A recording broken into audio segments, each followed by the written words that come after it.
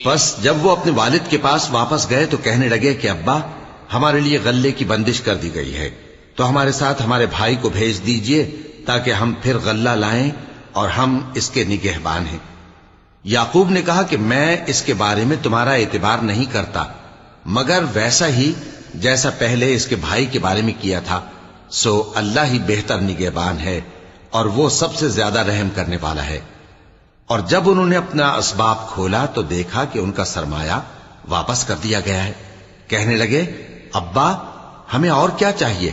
دیکھیے یہ ہماری پونجی بھی ہمیں واپس کر دی گئی ہے، اور ہم اپنے اہل و عیال کے لیے پھر غلہ لائیں گے اور اپنے بھائی کی نگہبانی کریں گے، اور ایک بار شتر زیادہ لائیں گے کہ یہ غلہ جو ہم لائے ہیں تھوڑا ہے۔ یعقوب نے کہا کہ جب تک تم اللہ کا عہد نہ دو کہ اس کو میرے پاس صحیح و سالم لے آؤ گے، میں اسے ہرگز تمہارے ساتھ نہیں بھیجنے کا، مگر یہ کہ تم گھیر لیے جاؤ یعنی بے بس ہو جاؤ تو مجبوری ہے۔ پس جب انہوں نے والد کو اپنا قول دیا تو یعقوب نے کہا کہ جو قول و قرار ہم کر رہے ہیں اس کا اللہ ضامن ہے، اور فرمایا کہ اے میرے بیٹو، ایک ہی دروازے سے داخل نہ ہونا بلکہ جدا جدا دروازوں سے داخل ہونا،